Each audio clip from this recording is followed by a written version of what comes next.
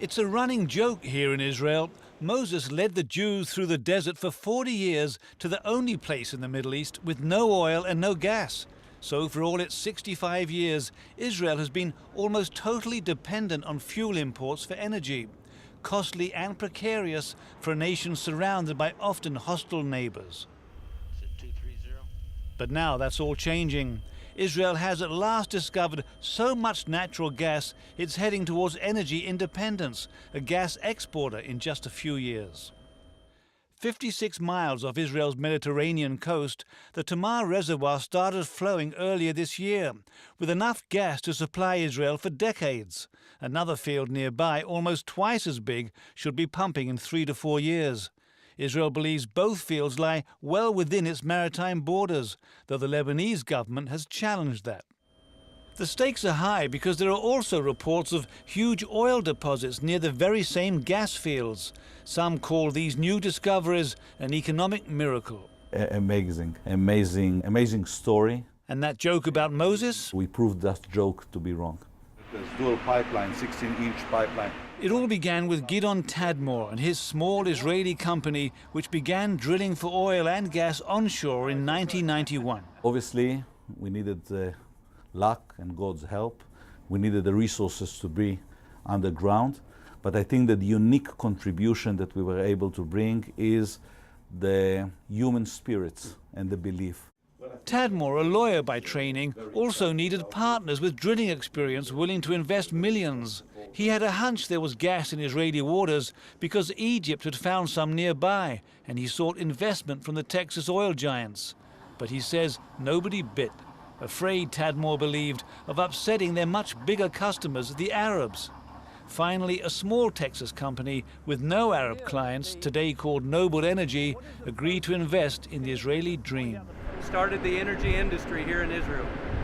It was a completely new industry here, is that correct? That's correct. You literally helped found it from nothing. That's correct. There it is, the Tamar gas. Look, gas began flowing through the Tamar platform in March. It should soon be able to generate most of Israel's electricity, instead of relying on costly imports of coal, diesel, and heavy fuel oil. We estimate that in fuel savings alone to the power plants that go right to the consumer, that over the life of Tamar, Israel will save over $100 billion in fuel savings. It took considerable engineering to get at the gas. 5 wells were drilled, some more than 3 miles below the seabed, in waters too deep for a production platform. So pipes were laid to shallower waters more than 90 miles away, the longest so-called tieback in the world. The platform and base were built in Texas and transported more than 8,000 miles to the Mediterranean, where the base was plunged into the sea and the platform placed on top. From conception to operation, just over 4 years. This is a gigantic place. The Tamar platform weighs 34,000 tons. It's 290 meters high, and 50 people work here round the clock. This is where it's coming in. On the platform, water and humidity are separated from the gas. It then comes onshore here, is filtered again, and is fed to multiple power stations, which convert it into electricity to feed Israel's electric grid. It's already helping the environment. Today, 40% of Israel's electricity is fueled by gas. It's much cheaper and much cleaner than oil. We've saved the country 17 million metric tons of CO2 emissions. What does that mean? That's the equivalent of taking all the cars in Israel off the road for over a year.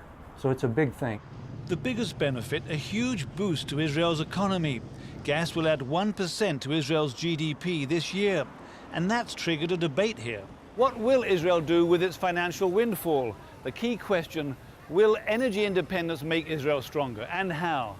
It's a red-hot topic in a country that already spends 20% of its budget on defense, far more than other Western nations. Critics worry that protecting the new platforms, sitting ducks at sea, will mean even more money is diverted from domestic spending to defense, and they say that's a bad idea. There have also been protests about the government's plan to export much of the gas. The government says that will generate billions in new revenues. But critics say the government acted without necessary parliamentary approval, and they're challenging the plan in court. Lawmakers like Tamar Zandberg say more gas should be kept at home and more of the gas revenues should be invested in domestic programs other than defense.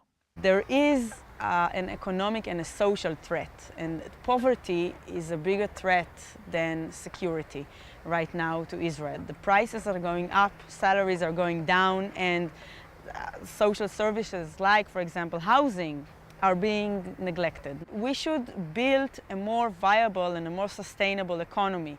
And this is something that the natural gas can truly help doing, but it takes patience. And there's another aspect to this story.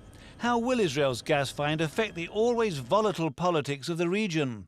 That's a concern because the gas basin is believed to extend into waters off Syria and Lebanon, both technically at war with Israel. And Israel's maritime border with Lebanon is in dispute.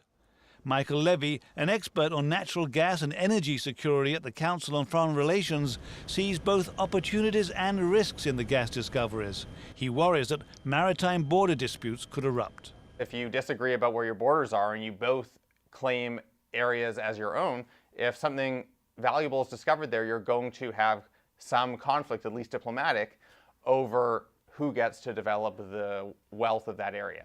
But he also sees opportunities. Now we're looking at Israeli exports into the Palestinian territories and into Jordan. That will intensify the economic relationship between those parties. And on top of all that, you'll see discussions about new trade relationships. For example, will Israel be able to strike up trade arrangements with Turkey?